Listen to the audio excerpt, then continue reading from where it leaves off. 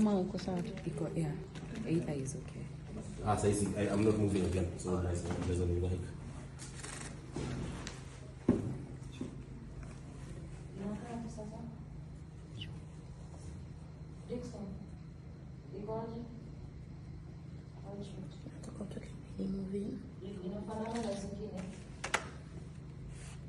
Show imekojewa sana.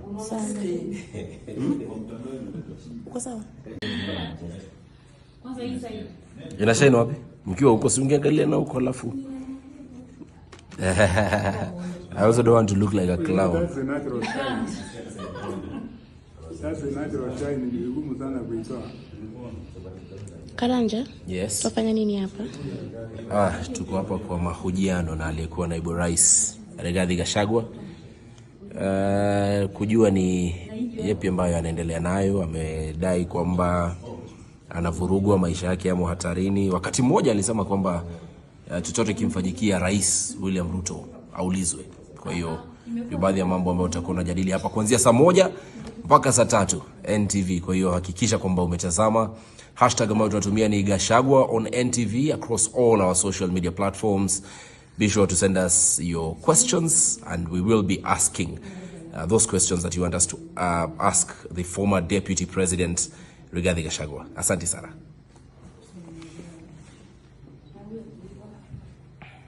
Consideration the views of the people.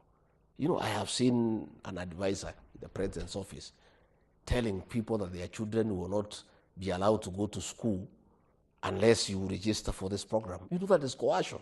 That is intimidation. If something is good, Ibrahim, it is people who should be rushing to register. You know, a good package, something that is attractive, something that is beneficial to the people. You know, it is upon people to rush and do it. But if it reaches where you have to intimidate people and blackmail them, that unless you register for this program, your child will not be admitted to school, there is a problem somewhere.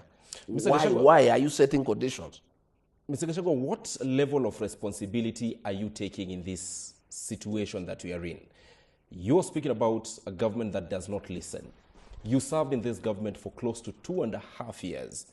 Are you surely lifting your hands and saying, I am not responsible for anything? Karanja, you heard the charges against me in the Senate. These are some of the charges that were brought against me.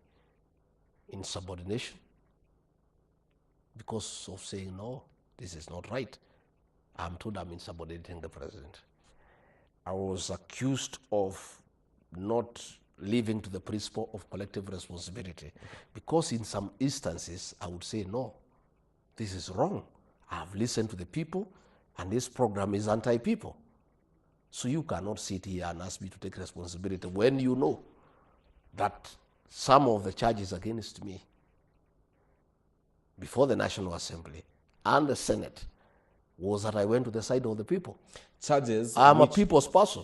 Charges which you, through your lawyers, completely refuted. That's what I'm saying. I said, like we were told, formality. And certain things, President will decide they come direct to cabinet without coming to the cabinet committee. So are you saying, because you gave us a track record of how many cabinet subcommittees you chaired while in office. Yeah. This was at a time when some quarters were saying you did not perform as deputy president.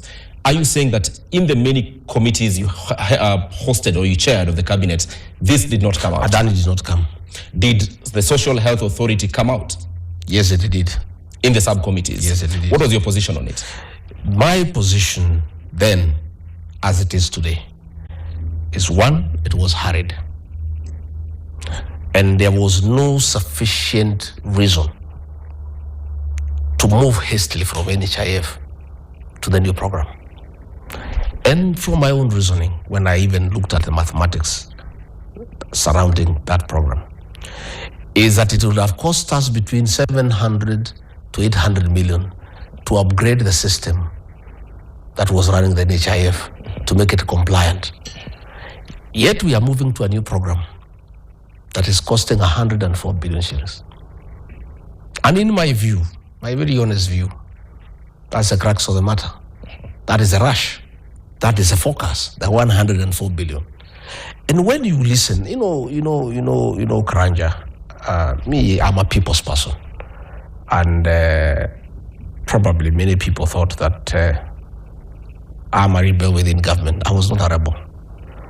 I was a deputy president of a popularly elected government that is answerable to the people. And in my view, we in government are the employees of the people. And the people are your employers. And their opinion counts. And you cannot dismiss what they think and what they feel. And that is why even members of parliament were accusing me of intimidating them when I told them to listen to the ground during the Finance Bill 2024. It's because myself, I do listen to the ground, and I take time to listen to what people are saying. If you listen now to patients, they are going through hell. One, in NHIF, you would pay 500 shillings for the whole family. Maybe say you have your wife, and maybe say 2 children like myself. 4 of us will pay 500 shillings for the elderly people. Now, in this new program, it's each individual. So you find people having a problem with that. Number 2, you find that the private hospitals have not embraced this. Mr. President, the people have a problem with this. Fair enough. You have mentioned that the crux of the matter, and I'm sorry for taking you back, but it's really important that you bring it out. The crux of the matter on SHA is 104 billion shillings that was being used for the system. What do Kenyans need to know about this?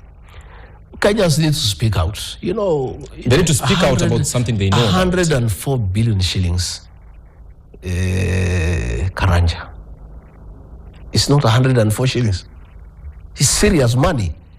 And experts have told me that it was possible to improve the existing system that was in NHIF at a cost of between 7 to 800 million. Here we are spending over 100 billion. And from where I sit, when I look at the whole rush of this SHA shift thing, it is because of this 104 billion. That is where the issue is. And because in this you were in cabinet, who was tasked in handling this? Who was tasked? The Ministry of Health. Again, the president works here as a team of economic advisors who do most of the work with him before things can come to cabinet. This is where all these details were worked out. And you have heard that even people in that economic advisory council, their spouses are involved in that system. There is clearly conflict of interest, you know, and the whole thing is not straight.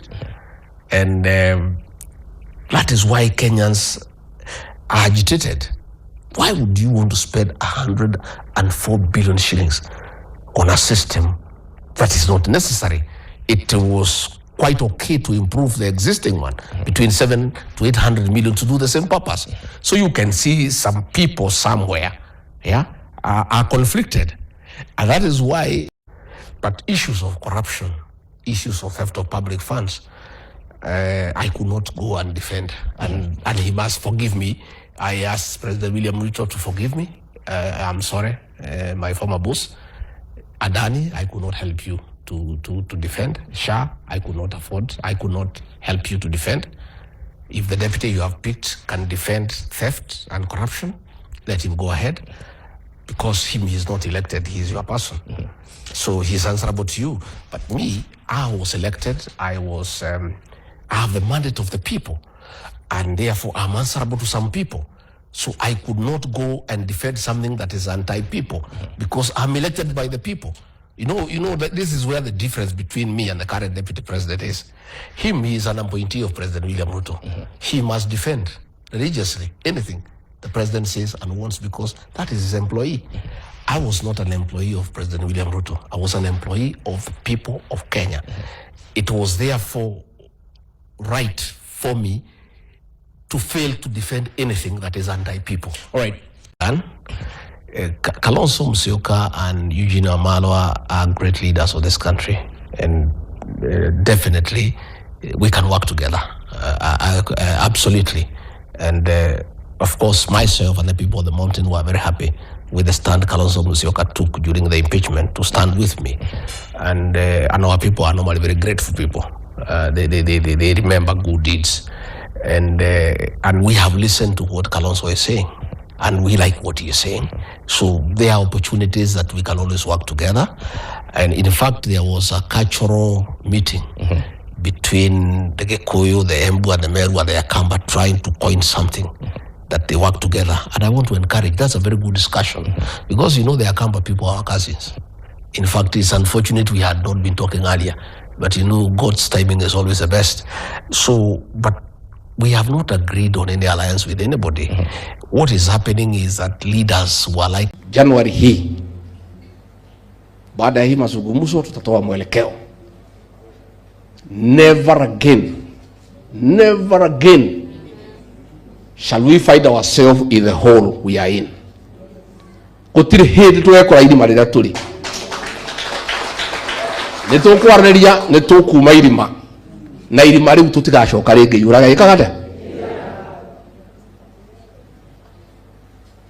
Twahenithio nĩ mwanake mũthaka tũthiĩ ũhiki, agĩtwĩra tũhaice ngari yake nĩ ya gũtũkua, tũtakinyĩte akiuma tumĩre rũĩ. Gũtirĩ hĩndĩ rĩngĩ tũgacokia kara harĩa gekire atĩa. Kanjũ nĩ mũgacokia na inyuĩ mũrakunyanĩire rũrĩrĩ, mwĩkĩrwo rũri ta kagogo. Wĩra wanyu akunyanĩria acio mwamona wĩra wanyu nĩ kũmaugĩrĩria nĩgetha makamenyeka nginya nĩ ciana, tondũ mũkunyanĩri wa rũrĩrĩ nĩ mũru nginya gũkĩra mũrogi. Na andũ acio marakunyanĩire rũrĩrĩ mamũrĩkwo na njĩra nene mũno, tondũ hau nĩho maũndũ maitũ marahĩtana. Atĩ tũrathiĩ tũgekĩrĩrwo magoti, andũ aitũ nĩo marahĩtũkia, mũmerĩte matikahĩtũkie. Maũndũ maitũ mothe nĩ marũga. Naendelea kuongea na watu, viongozi, wafanyi biashara wetu, tunaongea na wanapenda na wanaeleza vile tumesikizana.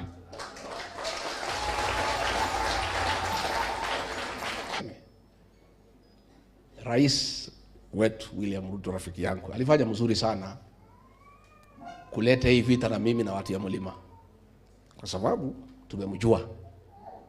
Hapo beleni hatukuwa tunamjua vizuri, sasa tumemjua, sasa tumemuelewa. Sasa rais, tumekujua, tumekuelewa. Sasa tutazungumza na wewe vile uko. Sasa tukiwa tumekusoma, tumekuelewa, wewe ni mtu wa aina gani? Sasa mazungumzo yetu itakuwa ni ya maana, kwa sababu tuliongea na wewe bila kukuelewa vizuri. Ulikuwa na Biblia nini tukakuchukua vile. Sasa tumejua wewe ni nani. Sasa tukija kwa mazungumzo itakuwa ni mazungumzo ya heshima, kwa sababu tumekuelewa wewe ni nani. Na ni mzuri umetoa hii vita mapema, kwa sababu kama ungetoa baada ya second term ungetusumbua, si ndio? Umejitokeza mapema tukajua wewe ni mtu ya rangi gani. Turamanya ni kanyoni muthemba ki. Riu tungitua kwaranĩria ni tukwaranĩria na ite, to ni tukui na ni turakuona na muthiire na mukinyuke. Wele atiriri ona wainaga ri Mũgĩkũyũ akiuga atiriri mũkungire